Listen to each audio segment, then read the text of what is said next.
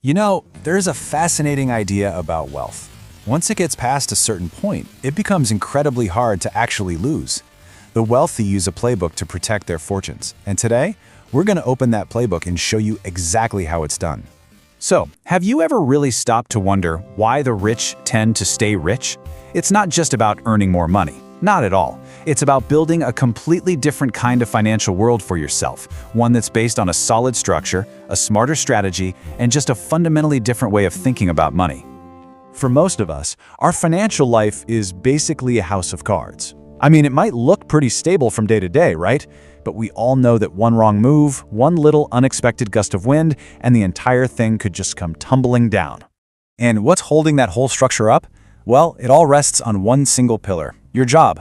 Your house, your lifestyle, your credit, every single piece is stacked right on top of that one income card. If that single card gets a little shaky, the whole thing is in danger. And this is why, for so many people, one single problem, like losing a job, can be absolutely catastrophic. When that one link breaks, the whole system just follows it down. And that fragility is exactly what we're going to tackle today. Welcome to the Financial Exit, where we explore how you can go from that shaky house of cards to building a true financial fortress.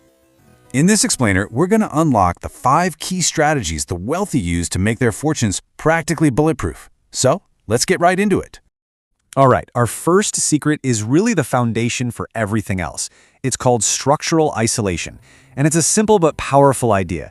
You should never let your wealth exist as just one big pile. Real lasting wealth is split up across all kinds of different entities, assets, and legal boundaries. And the goal is simple. If one part fails, the problem can't spread and take everything else down with it. Think of it like building financial firewalls. So let's look at a really common mistake. If you own and operate everything directly under your own name, a single problem, say a lawsuit at one of your warehouses, creates a direct line of fire to you personally and threatens every single asset you own. Now here's the smart way to do it. See, the owner doesn't own the warehouses directly. Nope. They sit up top, controlling a holding company. That company's only job is to own the physical assets. Then, you create totally separate operating companies to lease and run each warehouse. You're building layers. And this is where you really see the power of this structure. If a lawsuit bankrupts the company that operates Warehouse 1, that failure is completely contained. The owner, the holding company, and all the other profitable warehouses, they're completely untouched and totally safe. Okay, so now that we've got a secure structure, we can bring in the next secret. And this one is all about getting rid of the single biggest cause of financial disaster, that ticking clock of time pressure. You know, most financial problems don't happen because an asset is actually bad. They happen because someone simply runs out of time. They live on a tight schedule. Income in, bills out. There's no pause button. But true wealth is built specifically to remove that ticking clock. This kind of structure makes you immune to pressure. When a problem pops up, you don't have to do anything urgently. If asset prices crash, there's no forced selling to pay a bill. If the market goes against you, you have the time to just wait it out. Patience stops being a virtue and becomes a powerful structural advantage. And that ability to wait leads us directly to our third secret, which is all about actively using time as your greatest weapon. It's about playing the long game. When you're forced to think short-term, every little problem feels massive.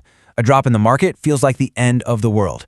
And that perspective creates fear. And we all know that fear leads to panic and bad decisions. But when your entire financial structure lets you zoom out, everything changes. That terrifying dip, it suddenly becomes just a minor blip on the radar. Time smooths out all the mistakes and lets those small, steady advantages compound into massive wealth. So, let's talk about the invisible support system. Wealth doesn't just exist on its own. It's protected by a whole army of institutions. This quote right here just perfectly captures the shift in thinking. Once your assets get big enough, institutions like banks and insurance companies suddenly have a very real interest in keeping you stable. Their goal changes from just enforcing rules to actually preserving value. This completely changes the rules of the game. A small problem gets you an automatic penalty and a default notice, but a large problem? That gets you meetings and collaboration. Instead of demands, you get proposals for revised terms, because now the bank's #1 priority is protecting the underlying asset, not just following a rulebook. And for our final secret, we need to totally rethink what diversification means. It's not just about owning a bunch of different things. It's about understanding how those things fail. Real diversification isn't about slapping on labels like stocks or bonds. It's about owning a mix of assets that break in different ways when they're put under different kinds of pressure. The goal is to build a portfolio where a single event, like a massive spike in inflation or a stock market crash, can't damage everything at once. So while some of your assets might suffer, others will hold steady or maybe even do better. And this is the ultimate shift in mindset. At a certain level, avoiding big losses matters way more than chasing extra gains. The focus changes from trying to win big just once to simply staying in the game long enough for compounding to do its incredible magic. So when you put all of these strategies together, you start to realize that the whole goal of building wealth totally shifts. The real question isn't just about how much you can pile up anymore. The real objective becomes about building a financial fortress, a system so resilient, so intelligently put together that it can survive any storm and last for generations.